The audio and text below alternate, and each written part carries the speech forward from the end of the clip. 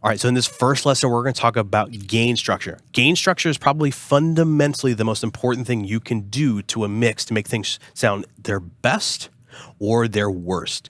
The reason is because gain, like we've talked about previously, is what we use to get our signal up to a working level so we can then apply the correct amount of processing to it and then have a good signal amount going to our PA system. So in the instance of our soundboard, we've got a gain or preamp knob that we usually will have on every single channel available to us. So for example, I've currently got my lav mic here hooked up to our board.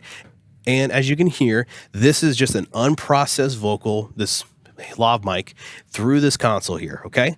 And we're looking at our meter here, and we're getting actually a really good, healthy signal with this system. And that's because we're running it out of a wireless system that's already been gain staged to what it needs to be for it to come into this board at its neutral gain point, which on this one is 28 dB. That's usually what this board defaults to.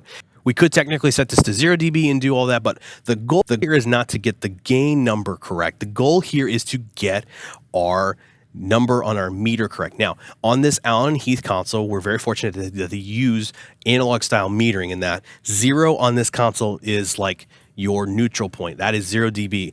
Anything above that, you're getting close to your peak territory. It's got basically a built-in kind of headroom point for how digital likes to think. We want to keep our signal at this 0 marker because anything more, we'll start clipping. So actually, I'll turn it up. And as you can hear, I got really loud and I'm actually starting to clip. And I'm even getting a peak light here on my board. This isn't sounding any good. You can also hear a lot more of the noise floor. I'll let you hear it. Yes, that is our AC system here. Let me turn myself down and get out of the peak. Now, if I were to turn myself 2 down, I'm even just going to go 15 here. So now I'm at minus 20, minus 10. I'm obviously very quiet, but if I were to actually need to turn myself up with my fader, we're bringing in more of that kind of low-end noise of the AC because we're now bringing up the noise floor more of the preamp and everything. So we're going to set this back to 0. And we're going to set it to 28 because that gets us on that 0 marker. Now, there's occasionally a time where I'll clip a little bit above it. I'm not clipping the signal. I'm just going over that limit, and that's okay. What is happening is I'm averaging out at that 0 mark, and that's the goal here, is that with gain, we want to set our signals to the point where they're averaging, not peaking, averaging around that 0 mark. Now, if it takes you to peak your signal to get the average set to that point, then the idea is that we pull it down so that way the average is just below it, so that way we have headroom to not clip. A big example here would maybe be like an electric guitar or a piano where they're going to play a very dynamic instrument. In fact, guitar tends to be one of those instruments that will hover around the main signal level, but occasionally will have a big boost because they'll have a boost pedal kick on or something, and it really spikes over. Or maybe that one note just really just takes over everything. That's when we would probably want to dial things back. Now, things like snare drums, those are consistently loud spikes of information. So the idea with those is to set them in a place to where that average spike is hitting at that 0 dB marker. We're not clipping the system, we're hitting the medium point of it, that unity gain that gives us a good amount of signal to work with. Because if we under signal things, if we under gain it, then what actually happens is that everything down the line, EQs, compressors, gates, will actually not function the way they're intended to very well. They're going to be looking for a signal level that's usually up here, and everything's down here. Well, it's got to work harder to get that signal to where it wants to be to then start processing it the way it wants to. And if it's over the limit, well, obviously we're clipping, but then this is actually not doing any much more better. It's actually not going to help out because there's going to be this clipping, there's going to be this nastiness to the signal that we don't want. So what does this look like then when we're doing a sound check? So what I do is that I know that my system's already been kind of set up where when I set these signals to that gain point, I know I'm not going to be blasting my system out. However, if I walked into a new space where I don't know what it's going to sound like, here is what I would do.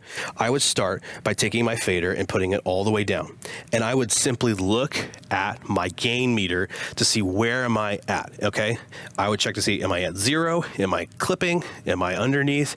And I wouldn't even hear the signal really. I maybe put a little bit in there just to hear it, But really, I'm just going to be going on the gain meter because that's my number one thing to see is what is the gain meter telling me when it comes to my signal level.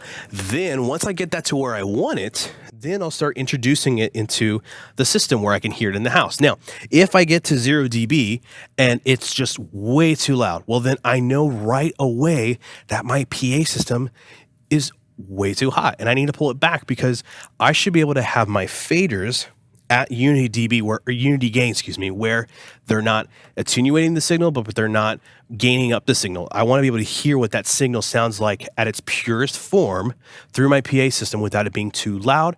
And if it's too quiet, I'll go turn my system up. Now, the best example to do this with probably is going to be your vocal mics or maybe a drum set.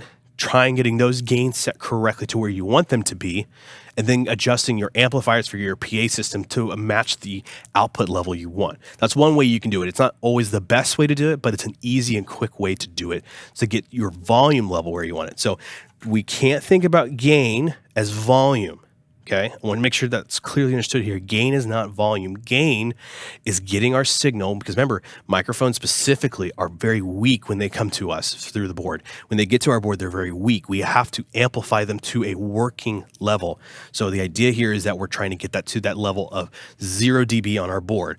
Now, that metering may be different on your board, but the idea here is still the same. We're trying to get a healthy amount of gain so that we have good signal to work with, okay? All right, so now that we've got our gain set correctly for what we need it to be for our board, let's talk about gating.